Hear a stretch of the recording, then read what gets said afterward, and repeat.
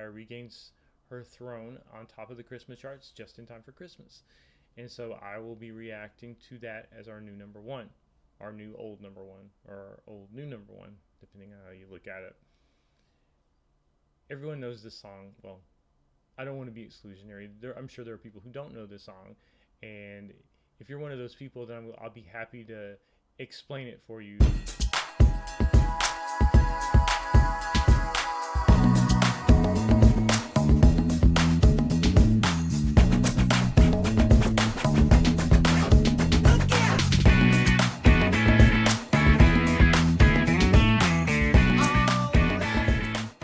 Hello, everyone. It's Micah.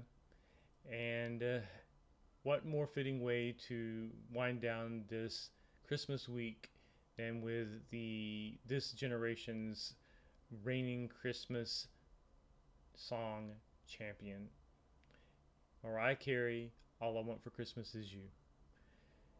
It's returned to number one on the Billboard charts, and that's the reason why I'm covering it this week. I'm running down all of the recent number one Billboard hits, and if the song that's at number one changes between the time I record my last video for Thursday broadcast, then I'm going to cover the new number one. If it doesn't, I'm going to go back and look at the last number one song from before I started recording these videos. And if that sounds too complicated for you, I'm just going to be reviewing a bunch of current number one songs, and we'll leave it at that. This week, Mariah Carey took down Brenda Lee. After 2 weeks on top, Brenda falls to number two, and Mariah regains her throne on top of the Christmas charts just in time for Christmas. And so I will be reacting to that as our new number one, our new old number one, or our old new number one, depending on how you look at it. Everyone knows this song. Well, I don't want to be exclusionary. I'm sure there are people who don't know this song, and if you're one of those people, then I'll be happy to explain it for you in the course of this video. But if you're as familiar with it as I am, I just will make some notes that come to mind about the song, because most of us, I think, especially if you're watching this video, you know the song. Sing along. I won't be singing, and you can thank me for that in the comments, or thank me with a subscription to the channel. So the genius of this song is manifold. One element of genius is that she begins with singing the verse directly to us as the recipient of her little musical Christmas gift. She launches right into the verse so that the song instantly gets stuck in your head before you even have a chance to resist. And she follows through with the extended intro. The music doesn't really kick in until 1 minute into the song. She really commits to that.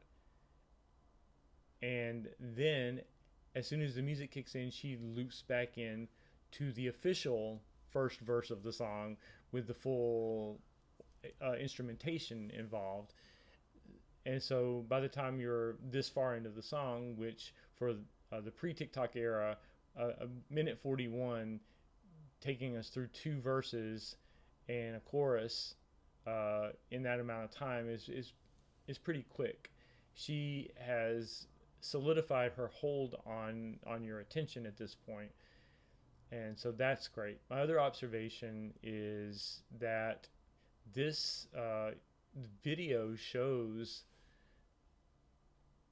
an authenticity when it comes to her Christmas spirit that I believe shines through. I didn't stop the video on this particular still on purpose, but I'm glad I did, because Mariah is a good actor, and she's been in a few movies, but I don't see the expression on her face right there as being acting. The one thing about Mariah, and especially if you've read her autobiography, is that she really coveted a normal, stable childhood with all the trappings of a traditional, warm, close-knit family that got together during the holidays. And her infatuation with Christmas is not just a marketing ploy. It's a real thing for her. And there are certainly some elements of artifice in Mariah Carey's presentation. That's part of why we love her so much, because she is such a diva. But you can tell that this piece comes directly from her heart, and that's the part that makes the video so endearing as well. So let's get into the second verse. Another genius point about the songwriting here is this is a technique that I can't say off the top of my head whether Mariah has used this before herself, although I'm sure she has at some point since she's written so many songs. But it's a pretty common technique that I see that's very effective, where you color in details about a whole bunch of stuff that ostensibly the song isn't even about. And that way you can have your cake and eat it too. This gets to be a song about all the wonderful things you see at Christmas, and it manages to be a love song about an individual person at the same time, because she spends the whole song documenting all these wonderful things which she's obviously taking joy in, but she's saying all this in service of saying that that's not what's important to me. This is what's important to me. But by virtue of the fact that she spends so much real estate in the song documenting those things that we all enjoy about Christmas, we end up sharing her joy in those things which she's not claiming, but which she obviously has. And we also get to hear her sing a very dedicated love song to an individual person who she loves so much that she would put aside all of these trappings of the holidays in order to just have some time with that person. So she gets to have it both ways by singing, by writing the song in this way. And it's just and the bridge there is just gorgeous. And the whole song is inspired very much by the Phil Spector Darlene Love Christmas template from the 1960s. This was directly inspired by that, and although to some people that might be old knowledge, for younger people listening to the song and hearing it every year, for them it's already an old song. This came out 30 years ago now. 30 or I think it's 30 years ago exactly that this song came out. So for them it's a retro song anyway, but what they may not understand is that it itself is taking on a retro sound from nearly 30 years before it was released. That's the tricky thing about putting out a retro song. When people listen to it years later, they think, oh, this is how people made music during this time frame, and they get thrown off by the years. I've seen it a million times in other people's reaction videos. So for anyone who's younger who's watching this reaction video, then just remember that when she wrote the song and performed it, it was a throwback song. This is not how most music sounded during the 90s. We'll finish off another. Okay, I think I said most of what I wanted to say during the breaks from the song. It's a classic. It's probably going to be number one for several years to come during the holiday season. And like I said, it's just a tour de force of songwriting. It's the references, the musical references, Mariah's infectious holiday spirit. It's all right there, and we experience it year after year.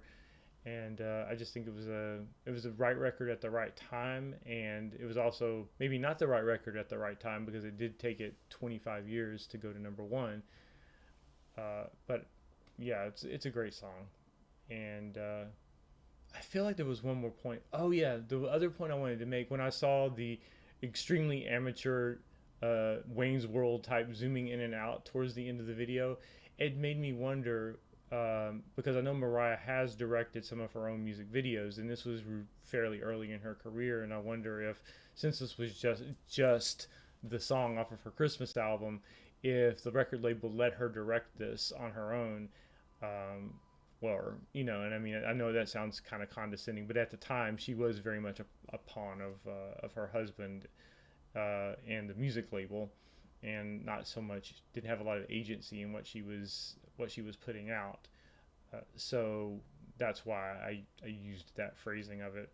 So I know I could look it up really easily, but it does seem like when I remember seeing a director's credit on this video that she actually did self-direct this video.